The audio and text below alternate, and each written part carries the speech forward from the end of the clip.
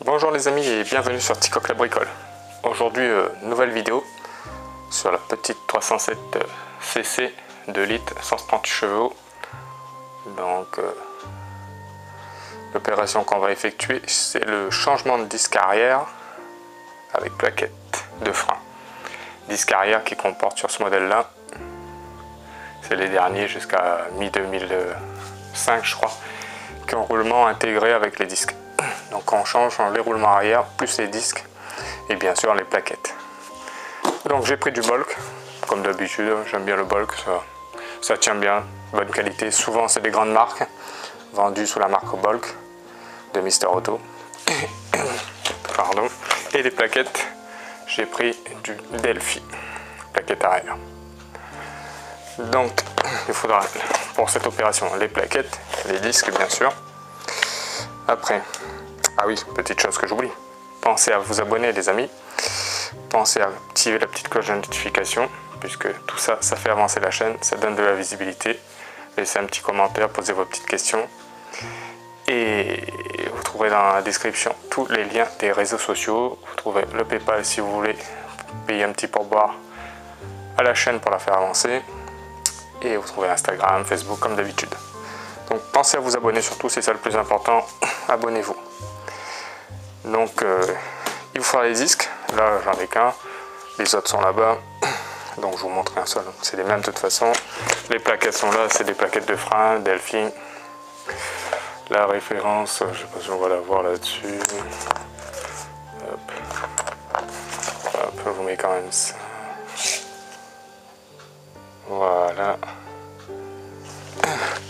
Les disques Bolk, c'est ceux-là. La référence, parce qu'il y a deux sortes de disques avec roulement, donc faites gaffe de bien prendre les mesures et tout sur la vôtre. Dedans, vous avez une petite notice, je peux appeler ça des instructions. Voilà, il vous explique certaines choses, mais bon, c'est pas le plus important. Vous avez le petit cache poussière qu'il faudra changer parce que généralement l'autre est rouillé et abîmé quand vous changez les disques arrière. Voilà. Il donne l'écrou avec parce qu'il faudra le changer aussi parce qu'il faudra taper un petit peu dessus pour le fixer pour plus qu'il bouge après. Donc avec un petit burin et un marteau, vous verrez ça dedans. C'est du 32, il faudra une douille de 32 pour cet écrou là. Et c'est serré à 210 Nm, donc c'est vraiment bien serré quoi. Moins qu'à l'avant sur les cardans, mais 210 c'est pas mal quand même. Donc bonne clé dynamométrique. Donc ce sera le mieux pour le dévisser à une péteuse si vous avez, ou sinon une clé avec une rallonge, une grande rallonge, et puis vous dévissez ça. Et les fameux disques se présentent comme ça. Hop, c'est super lourd. Les deux font 13 kg. Le roulement dedans. Voilà. Et, hop. Et là on voit bien derrière comment c'est. Donc voilà. Pour la poussière. Bague aussi pour l'ABS apparemment. Autour. Donc faut bien regarder tout ça. Si vous, suivant les mois et les années, qu'est-ce que vous avez ou pas sur votre voiture quoi. Bien regarder parce que même des fois avec la matriculation etc, il vaut mieux prendre des mesures, la largeur du disque, au milieu là, ici, combien ça fait, pour bien avoir les bons quoi. Hop, je le remets dedans pour pas l'abîmer. Voilà, il faut ça, il y a ça avec, ça, les plaquettes que je n'ai même pas ouvert. Hop. Il vous faudra aussi une petite mallette comme ça, avec des roues pistons, puisque c'est à l'arrière. Suivant les véhicules, on n'a pas besoin, mais apparemment sur la 307cc et 307 en général, à l'arrière, il faut le pouce-piston. Ou sinon, il faut jouer de la clé pour le faire tourner le pouce en même temps, avec des pinces, etc. Mais là, avec ce petit kit comme ça, vous allez être, ça coûte plus très cher maintenant, ça va être très simple quoi. Qu'est-ce qu'il vous faut d'autre? Nettoyer en frein, graisse cuivrée, pour pas que ça couine après, etc. Donc je pense qu'on a fait le tour. Oui, je pense qu'on a fait le tour. Donc pour changer ça là, si vous prenez du Volk, des marques comme ça, c'est moins de 100 € pour les deux côtés à l'arrière. Donc ça vaut le coup. Parce que les symptômes, parce que j'en parle aussi des symptômes que j'ai moi sur la 307cc, c'est gros bout de roulement qui sont morts, qui fait quand on roule, dès qu'on roule, commence à rouler même à 15-20, ça fait un gros bruit de roulement quoi. On l'entend bien. Les roulements sont complètement HS. En plus ça tombe bien. Les disques et les plaquettes arrivent en fin de vie aussi, donc ça tombe bien que les roulements soient morts comme ça. Part sur du neuf, débarrasser de tout ça. Donc surtout, pensez bien à changer les écrous, c'est important. Comme ils sont freinés, il faut taper dessus, comme je vous ai expliqué avec, quand vous l'avez vissé à 210, il faut taper dessus sur le coin, vous verrez de toute façon, avec un burin, un marteau, un petit burin, un petit marteau. Pensez vraiment à le changer quoi. Généralement ils sont vendus avec, mais bon, des fois que. Donc voilà, je vous dis maintenant à de suite sur le véhicule pour démonter tout ça et pour remonter ces nouveaux disques et ces nouvelles plaquettes de frein. Allez les amis, comme d'habitude je vous ai dit, pensez à vous abonner et activer la petite cloche de notification. Allez, à de suite sur la 307cc.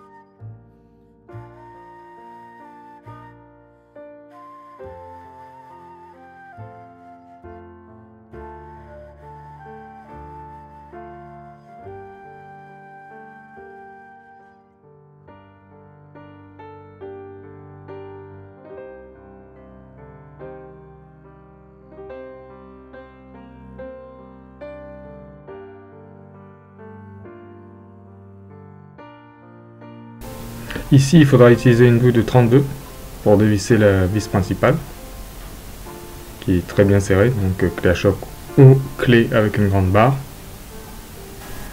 Ici, je vous conseille de vérifier le disque et les plaquettes quand vous démontez quelque chose, pour voir si c'est bien compatible, même si vous avez tout vérifié avant. Ici, on va démontrer l'étrier de frein, puisqu'il faut démonter l'étrier pour enlever les plaquettes, et il faudra aussi démonter le support d'étrier complètement pour enlever le disque avec les roulements. Donc c'est une clé plate de 13 du côté écrou, et pour le bloquer c'est une clé de 15, donc ou clé à criquet avec une douille de 13. À vous de voir.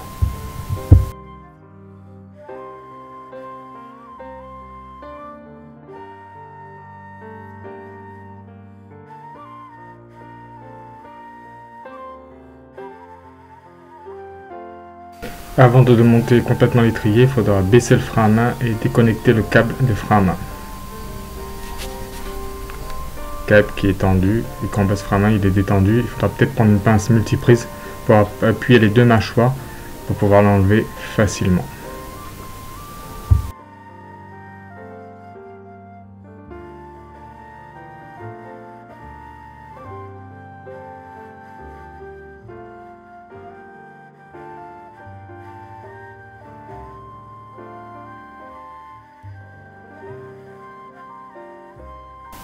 Et après, vous pouvez continuer à dévisser les deux écrous des étriers de frein pour pouvoir déposer l'étrier complètement.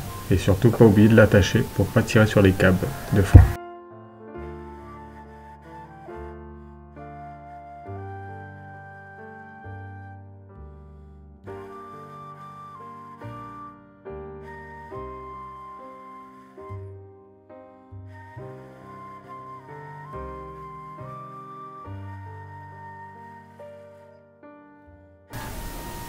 Donc on va attacher l'étrier de frein avec un câble de fer pour pas qu'on tire sur les tuyaux de frein, pour pas les abîmer, pas les casser, etc. On va déposer les plaquettes qui sont encore bonnes, mais bon, comme les disques, les roulements sont morts, ça fait tout. Et on va après les comparer avec les nouvelles pour voir si tout est bon, pour être bien sûr. On compare les plaquettes ici pour voir si c'est les mêmes, si tout est bon, même si on a vérifié avec la plaque, etc. C'est toujours mieux de vérifier si c'est pile pareil. Là, c'est le cas, donc on peut continuer la suite. Ici, on va déposer le support d'étrier avec la vis étoile de 50 et la vis du bas et la vis du haut. C'est pas celle-là la vis du haut, c'est juste celle d'en bas. Je me suis trompé sur l'image.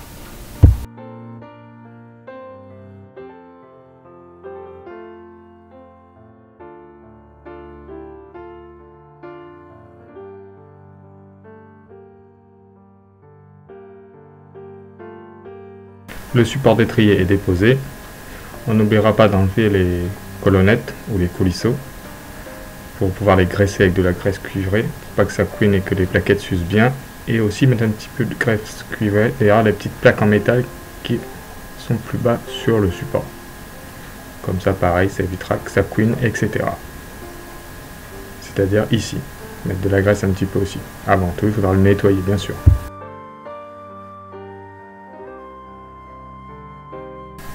Ici, je vous donne la référence du support d'étrier, si ça peut vous servir. Donc, vous pouvez faire pause et avoir le numéro.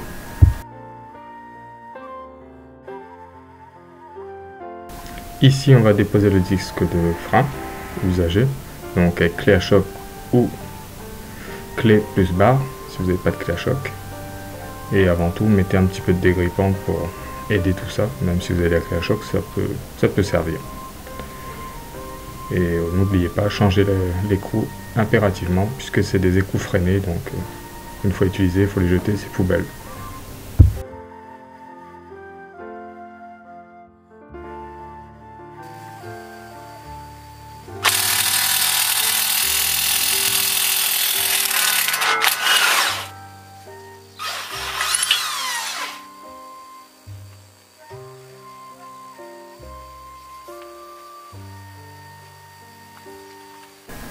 Ici, on constate bien en bougeant le disque le jeu qu'il y a dedans.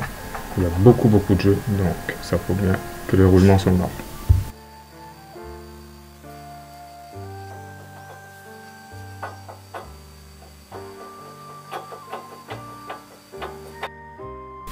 Si le disque ne vient pas, vous pouvez utiliser une massette pour taper doucement derrière, pour le faire venir tout doucement, tout droit, pour vous aider. Donc voilà.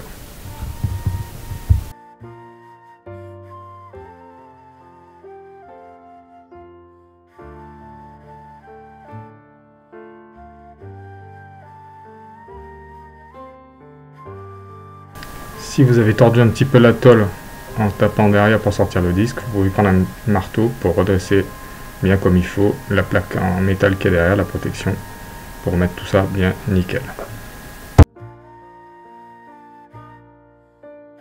Attention ici, et faire bien attention, c'est le capteur d'ABS arrière, donc ne l'abîmez pas, sinon il faudra le changer. Bien le nettoyer avec du nettoyant frein, bien enlever la poussière tout autour, mais surtout ne pas l'abîmer, sinon c'est changement obligatoire.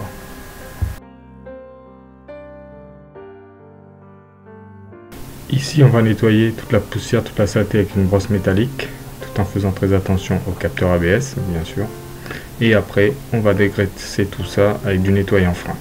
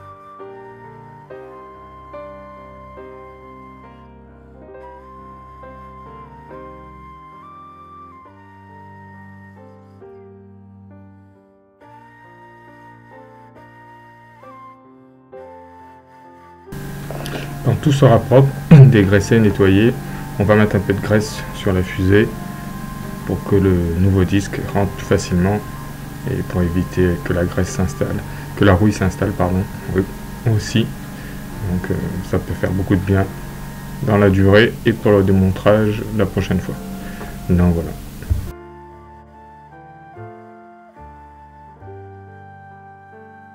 On dégraisse le disque neuf avec du nettoyant frein et un petit chiffon.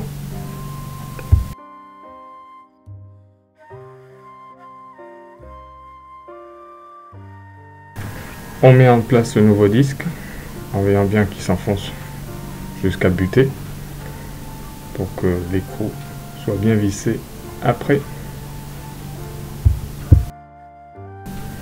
On met en place le nouvel écrou livré avec les disques, serré au couple.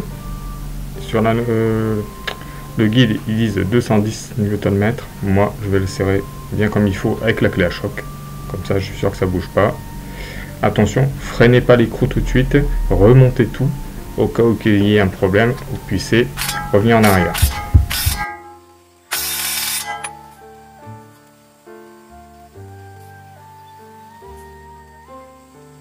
Ici, on va mettre en place l'outil pour repousser le piston des freins.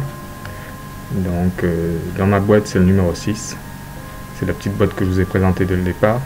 Attention, ouvrez bien votre bocal de liquide de frein pour pas que ça déborde avec le surplus.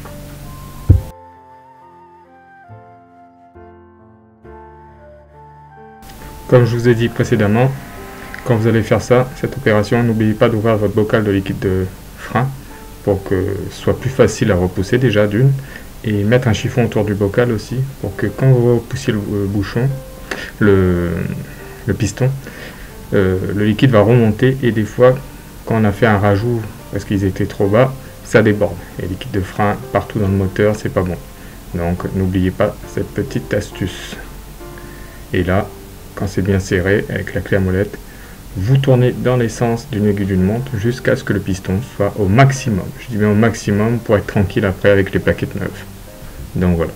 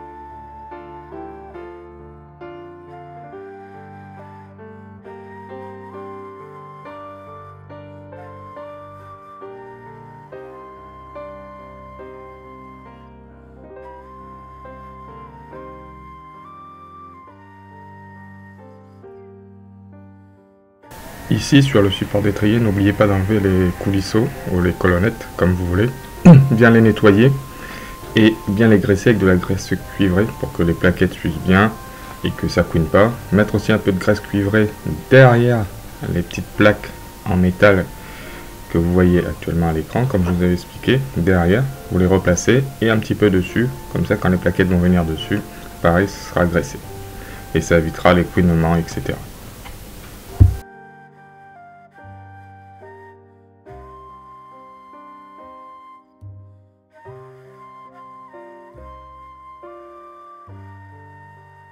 Ici, on va reposer le support d'étrier et surtout, on n'oubliera pas de prendre du Loctite. Moi, j'ai pris du Loctite bleu 243 pour mettre sur les vis, puisque c'est des vis qui sont serrées avec du Loctite. Donc, il faut en remettre, vis de frein, donc, pour s'assurer que ça n'y ait pas de problème. Donc, moi, je n'ai pas serré aux coupes, j'ai serré fort, sans serrer comme un bourrin, et c'est parfait. Donc, si vous voulez serrer aux coupes, à vos doigts. Les freins, c'est sérieux, donc bien les serrer. Vaut mieux un peu trop serré que pas assez que ça se dévisse.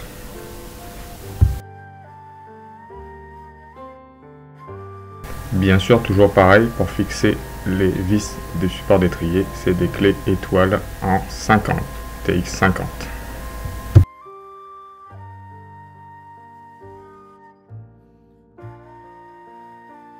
Ici, on a refixé le support d'étrier, donc on va passer à remettre les plaquettes et l'étrier lui-même. Donc les plaquettes, on va jouer à Picasso, comme je vous ai expliqué. Moi, je vais badigeonner de graisse cuivrée derrière la plaquette, pour quand le piston appuie dessus, ça couine pas ou quoi que ce soit.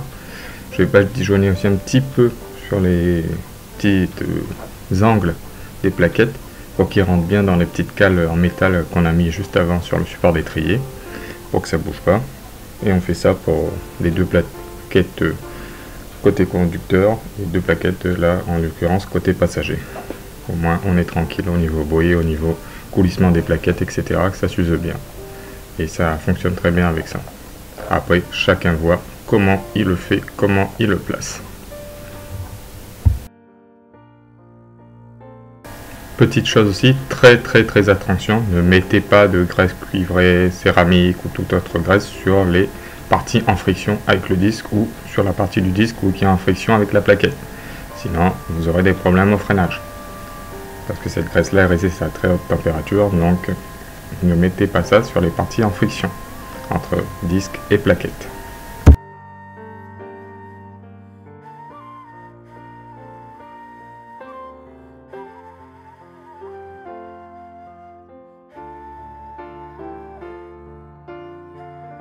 Ici, on va remettre l'étrier de frein en place.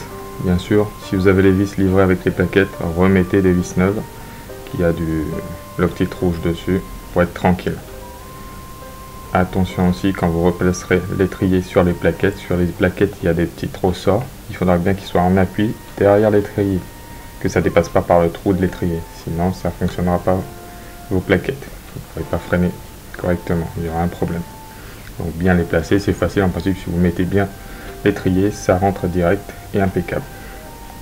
Après, remettez les vis du haut et du bas, revissez petit à petit chaque vis jusqu'à arriver en butée. Arrivé en butée, vous prenez la clé de 15 qui va dans la partie coulisseau bloquer l'écho et la clé de 13 ou la douille de 13 sur le côté pour fixer définitivement les vis, les bloquer. Pareil, soit vous serrez aux coupes, soit vous serrez comme moi bien fort pour que ça bouge pas, sans serrer comme un bourrin non plus pour tout péter.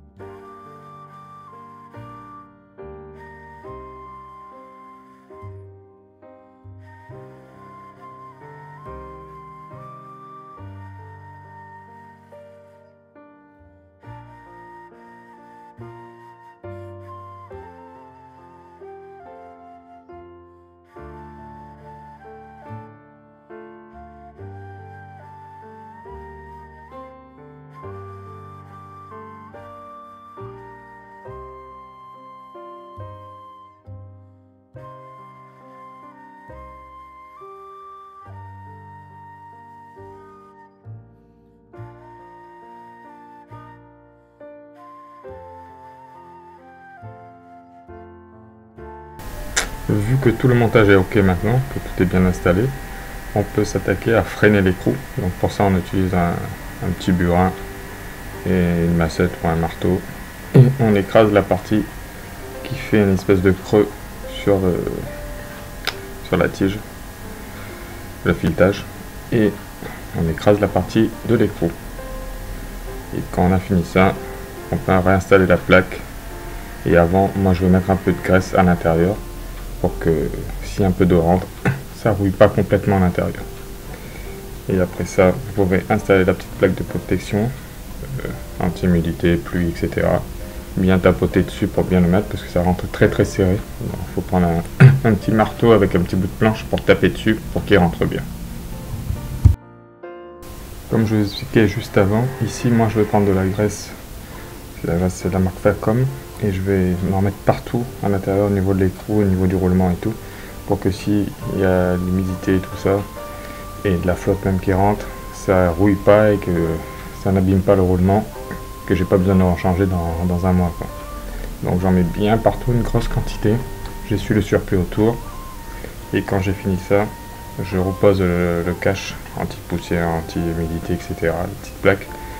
Et pour ce faire, la petite plaque, il faut bien la placer, prendre un petit bout de bois comme je vous ai expliqué, et prendre une massette, c'est le mieux, il y a plus de bois, et taper tout doucement, bien le mettre sans l'écraser, et le faire rentrer tout doucement au fur et à mesure, pour bien machin. Ça rentre vraiment bien serré quand c'est neuf comme ça, donc prendre son temps, pas taper comme un bourrin, quoi.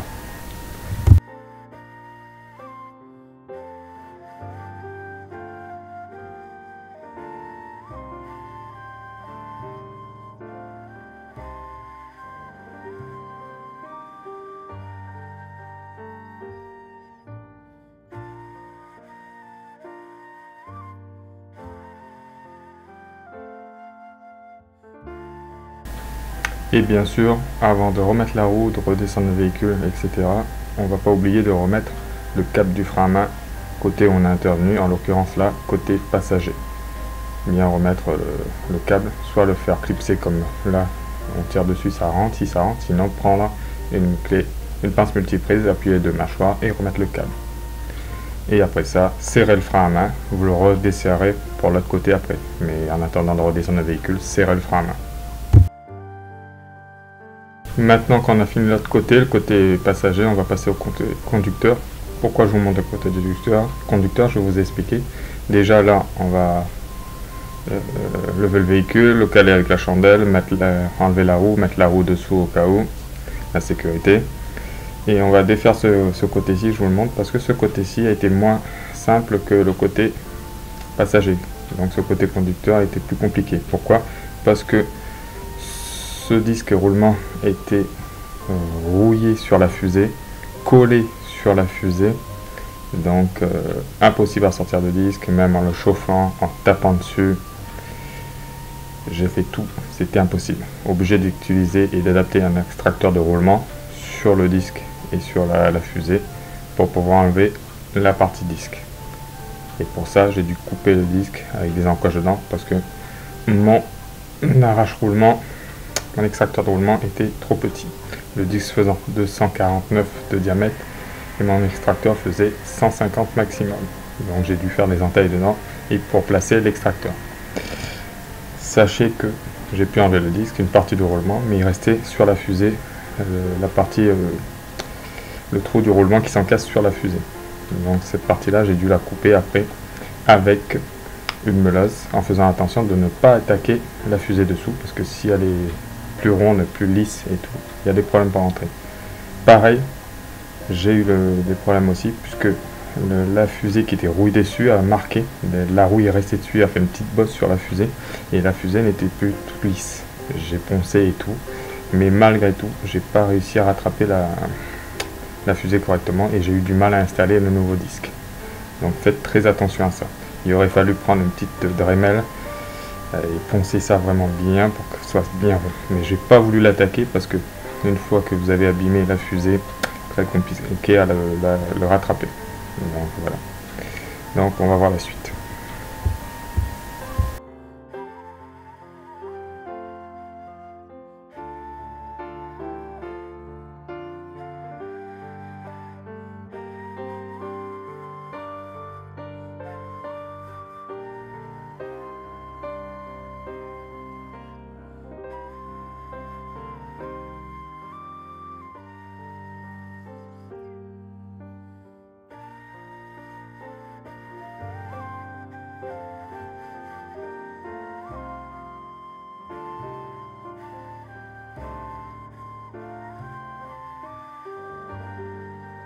Donc ici on va s'attaquer à enlever le cache-poussière qui aurait dû me prévenir de l'état du disque, puisqu'il était très rouillé aussi le cache-poussière. Donc on va tapoter là, il n'y a pas de souci, même si on l'écrase, si on l'abîme, c'est pas grave. On en a un tout neuf. Donc moi je suis allé doucement, mais bon, on peut le fracasser comme on dit. Pour l'enlever, c'est pas un problème. Et quand on aura fini ça après, il faudra, comme de l'autre côté, dévisser les vis étriers avec les clés de 13 et de 15 pour bloquer et enlever l'étrier et l'accrocher.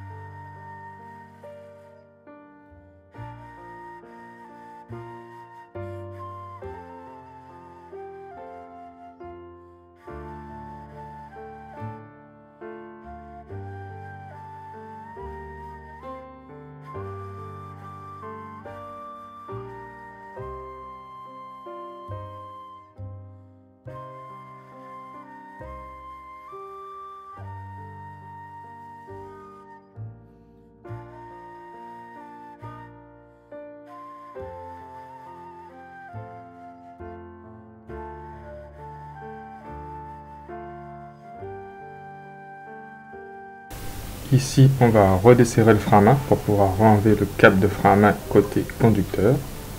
Donc soit pareil, on va appuyer et essayer de le décrocher comme ça, soit on utilise une pince multiprise, on appuie les deux mâchoires et on le sort. Et il faudra les deux mains pour ça.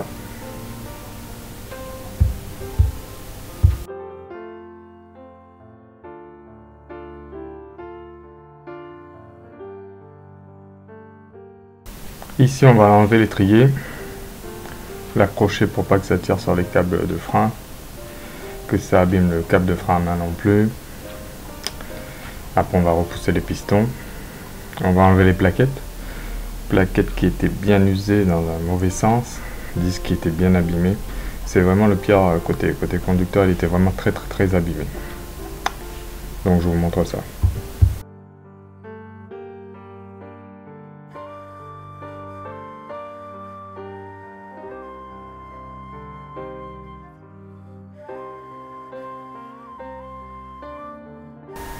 Maintenant, on va passer à le démontage du support d'étrier avec les deux vis étoiles en 50 x 50.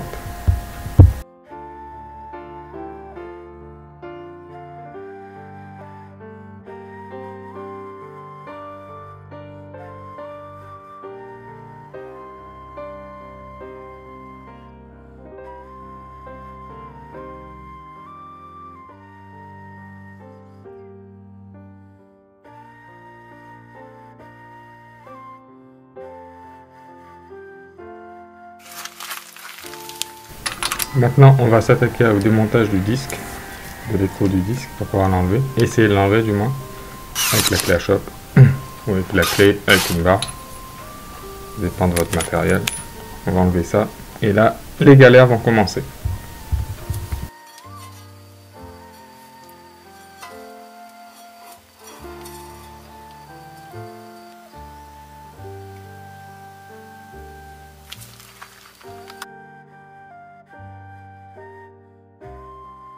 Voilà, c'est ici que les hostilités et le combat avec le disque va commencer.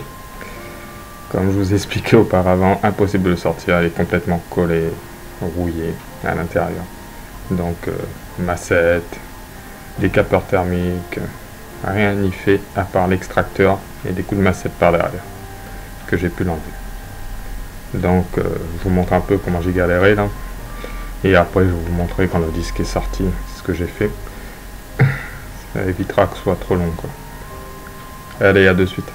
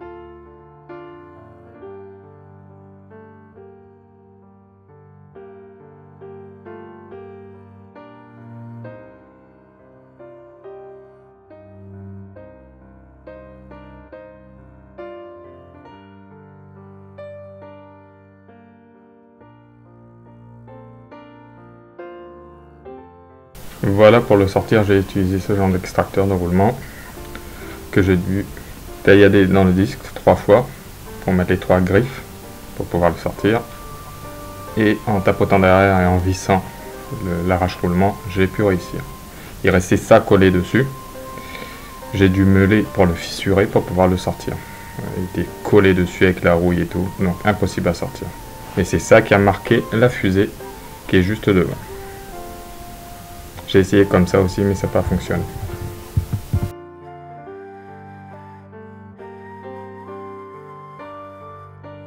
Ici, je vous montre ça pareil, en rapide, comme l'autre côté. Il faudra nettoyer, dégraisser et surtout, pareil, faire attention au capteur ABS qui est juste à côté. Bien le graisser, bien enlever la rouille pour être tranquille, pour que ça rentre bien. Même si là, on va avoir des difficultés suite au marquage de la fusée avec la rouille et tout.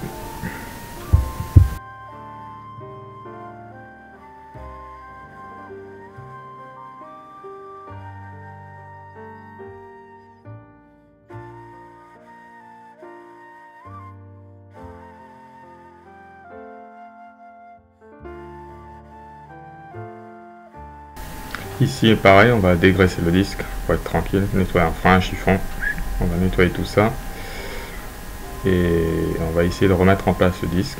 Et c'est là que les galères vont commencer à cause de ce marquage que a fait la rouille et tout. Donc j'ai essayé de le mettre en place, je l'ai retiré, etc. J'ai nettoyé, j'ai poncé avec du papier de verre, etc. le maximum, mais il restait des difficultés, j'étais obligé de le rentrer un peu en force jusqu'à ce qu'il se débloque et arrive au fond. Donc c'était pas très cool. Donc, mais c'est rentré, ça s'est pas abîmé, donc c'est le plus important. Par contre, ce sera la même galère si je dois le changer la prochaine fois. Donc la prochaine fois, j'utiliserai une Dremel, un truc comme ça pour le nettoyer. Essayer de le nettoyer mieux que ça sans abîmer tout ça. Voilà, tout est mis en place, bien comme il faut. Là, je revisse l'écrou et je le serre à la clé à choc. Ou si vous voulez pas le serrer à la clé à choc, vous le serrez à la clé dynamométrique. Et d'après ce qu'ils disent là, les instructions, c'est 210 Nm. Donc, à vous de voir.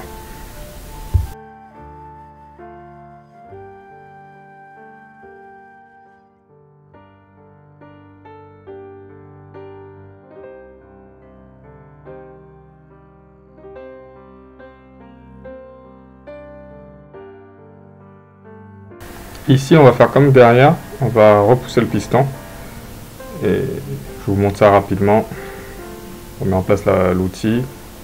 Et n'oubliez pas, comme pour l'autre côté, de laisser le bocal de liquide de frein ouvert pour que quand on repousse, si ça déborde, mettez un chiffon autour, ça déborde sur le chiffon et pas dans le moteur partout. Et que ce soit plus simple aussi pour repousser le piston.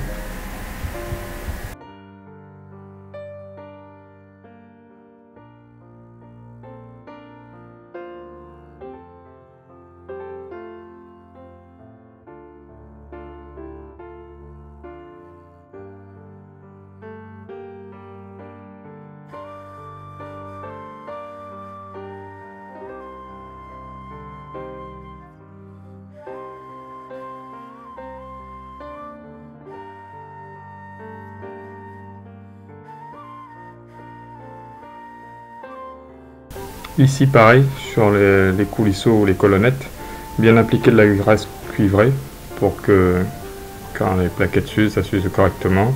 Mais de la graisse cuivrée aussi sur les petites cales en métal et sur les plaquettes bien sûr, comme pour l'autre côté. Revisser les vis avec douille étoile en 50 avec du Loctite bleu, moi j'ai mis, donc à vous de voir. N'oubliez pas, surtout c'est important le Loctite pour éviter que ça se dévisse, comme c'est le freinage qu'on part, c'est très important.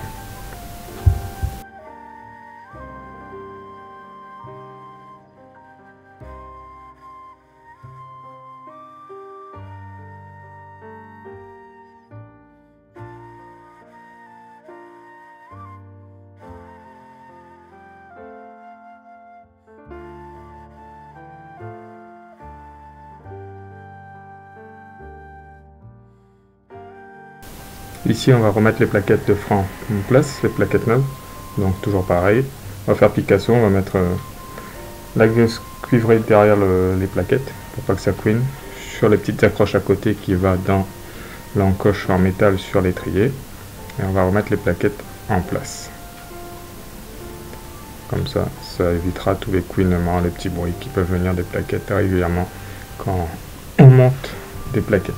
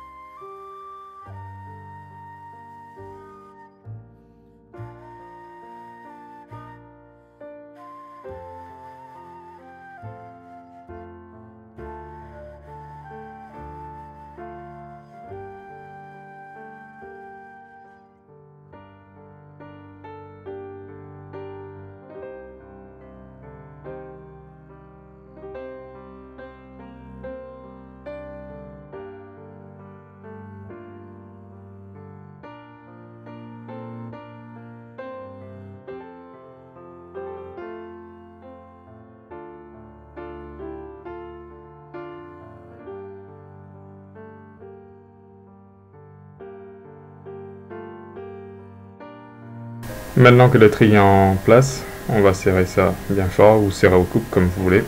Clé de 15 pour le côté coulisseau colonnette et clé de 13 pour l'écrou neuf qui est livré avec les plaquettes. C'est le mieux puisqu'ils ont de l'oxyde dessus et c'est impeccable. Après, quand tout est bon, on va commencer par freiner l'écrou, donc écraser la petite partie qui vient sur le creux comme on a fait pour l'autre côté pour que l'écrou ne bouge plus.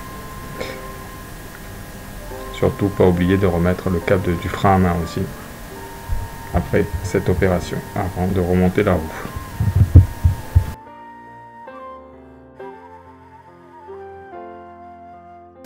Ici on va remettre le câble de frein à main en place, donc soit en tirant dessus en le clipsant si on y arrive, sinon on prend une pince multiple, on appuie les deux mâchoires et on remet le câble.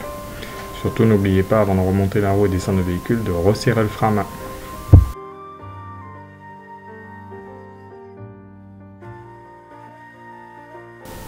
Comme l'autre côté, je sais, je me répète, pour moi, en tout cas moi c'est ma technique, je vais mettre de la graisse, comme je vous ai dit, faire comme, partout dedans, au niveau de l'écrou, au niveau du roulement, pour pas que l'humidité s'infiltre, que ça rouille, que ça s'abîme plus rapidement. Et je vais remettre le cache en place. Et on dégraisse bien le disque bien sûr avant.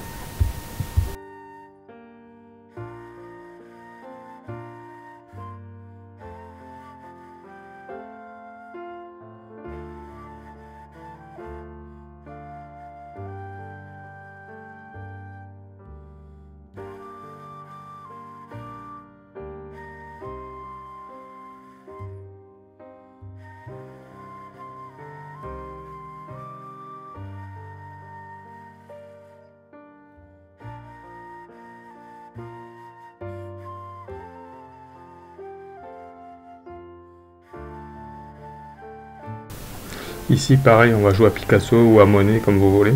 On va mettre une couche fine de graisse cuivrée derrière. La roue se plaque ou la jante se plaque pour que la prochaine fois quand on démonte le pneu, la jante reste pas collée avec le disque, quoi. Quand ça arrive souvent, les gens sont embêtés après. En faisant ça, très facile d'enlever la roue quand on veut la changer, quand elle est crevée, etc.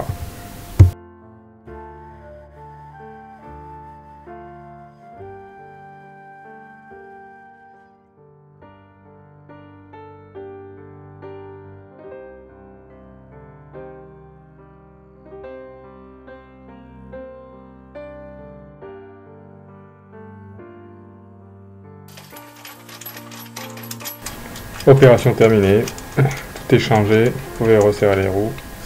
Le mieux c'est de les serrer à clé dynamométrique au couple. Moi je les serre à 112 Nm, les pneus, les jantes. Donc c'est plus simple, plus facile à démonter, etc. que de serrer au pétard et être embêté après. Donc les amis, j'espère que la vidéo vous a plu. Elle est un peu longue, mais pour bien expliquer, il faut que ce soit long. Donc pensez à vous abonner, activer la petite cloche de notification, de payer un café pour la chaîne. Il y a le PayPal disponible dans la description, les réseaux sociaux, Instagram, Facebook. Et je vous dis à bientôt pour une nouvelle vidéo. Ciao ciao les amis, à bientôt sur TikTok la bricole.